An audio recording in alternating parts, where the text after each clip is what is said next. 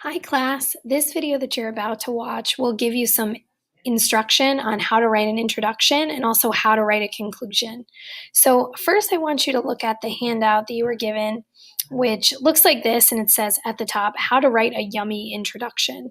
So it's a cutesy way of me explaining to you the different parts of an introduction. You can't have a hamburger without a bun, right? So that means you can't have an introduction without some sort of engaging opening like a hook statement, and of course, you can't have a bun, just the top of a bun. You need to have the bottom to hold the burger, and everything that the thing that holds the burger is the bottom bun or the thesis statement. So in between, you have the hook at the top, like I said, and then after that, you have the link statement, which puts the paper in context. And that's like the cheese or the other condiments like the tomato. And then from there, you have the main points. The main points are really what you're going to be talking about in your essay. So it's really the meat of your essay, which is why we have this beautiful comparison to a burger. So now let's get into what exactly this all means. All right, so the first statement of your introduction needs to be some sort of a hook statement, a sentence that grabs the reader's attention, right? A question, a statement, a fact, or an opinion. However, now that you're in high school, we're steering away from using questions because I think it's an easy cop-out as opposed to writing a statement or an opinion, something that's interesting that'll engage your reader. So I want to show you an example of a hook statement I wrote for the prompt about social media sharing.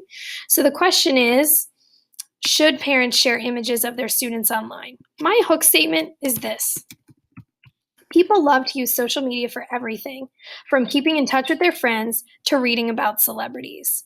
Starting a hook statement with something like the word people will help you write a general statement that will connect with any reader. So that's how I think you should start your hook statement. Something that will connect with a lot of different readers of your essay. Okay, the other thing that is important to the introduction is the link statement. The link statement is a sentence that puts the paper in context. It tells the reader what the focus of the paper is, like the book title or the subject matter. So later on in the year, when we're writing essays about texts that we've read, like Lord of the Flies or Romeo and Juliet, this is where you would write in Romeo and Juliet by William Shakespeare, okay? But for this essay, the argument essay, your link statement is just going to give the readers some idea of the topic that you're discussing in your essay. So for us, the example that I'm giving you about parents sharing images of their students online, I need to talk about social media. And so I did that in a link statement that looks like this. The problem with social media is that people are posting pictures that other people are doing bad things with. So what that means is that I'm explaining to the reader that there is an issue with social media, which gives the reader some context as to what I'm going to be talking about in the essay. Then the next example of something you need in your introduction are the main points. The main points are the several sentences that give information about either the story that you're reading or the topic that you're writing about that highlight the main points you're going to be discussing in your thesis. So this gives us an introduction to the ideas that are going to be found in your thesis statement. This is going to be several sentences. So my main ideas are going to look like this. This is the meat of my argument, right? So the main ideas. When parents post pictures of their children on social media, other people can become aware of the child's whereabouts or even steal pictures of the child for their own personal use.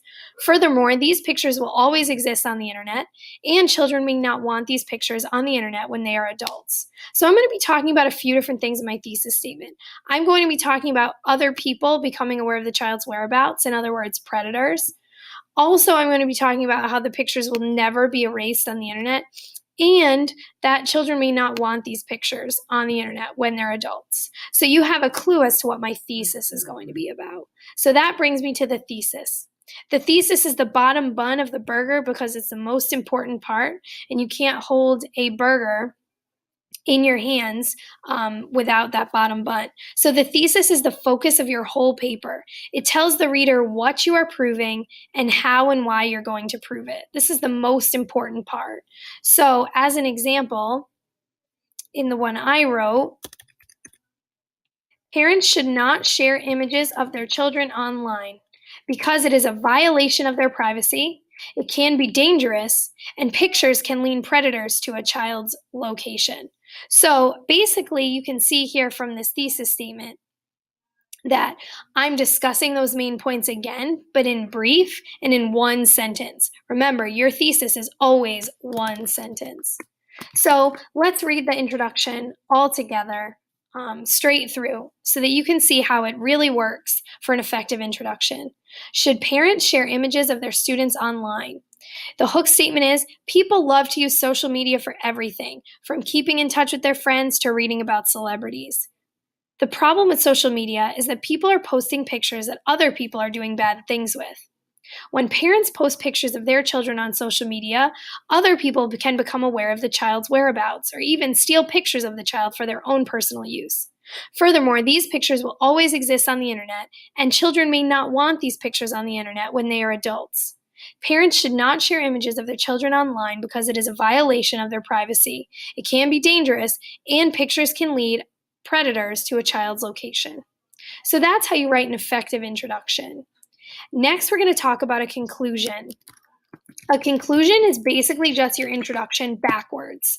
So first you would need your thesis restated.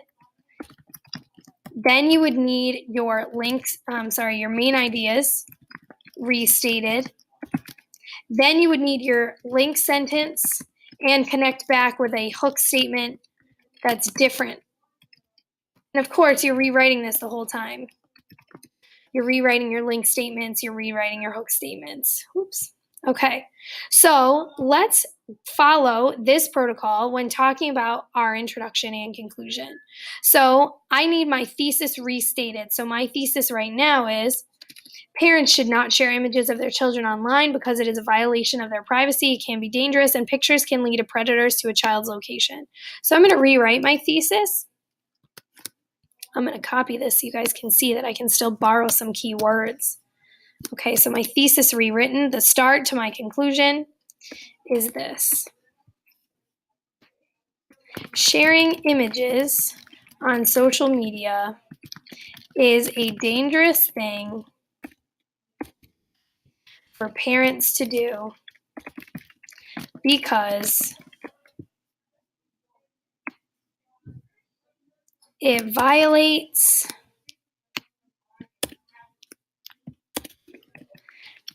children's privacy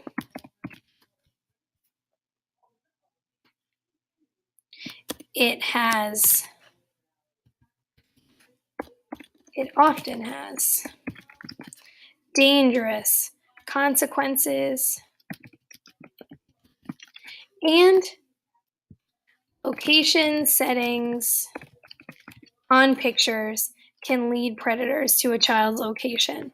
Now, after I've done my thesis rewritten, right, I then need my main ideas restated. So here's where I would list my main ideas again, but in a different way. So I would need to talk about my 3 ideas about how it's dangerous, how there's location settings on pictures, and it violates privacy of the children. And this is where I'd write this in multiple sentences, okay? And then finally, I need like a link and a hook statement. So I'm going to connect back to what I originally wrote. People love to use social media for everything, from keeping in touch with their friends to reading about celebrities. I'm going to say something like, social media is a great way to keep in touch with family and friends who are far away. Also, social media is used for a variety of other reasons, but should never be used to put a child's life at risk. So do you see how my conclusion statement that concludes the whole paper connects back to the hook statement that's listed up here? So let me know if you have any questions, but that's a brief introduction to introduction writing.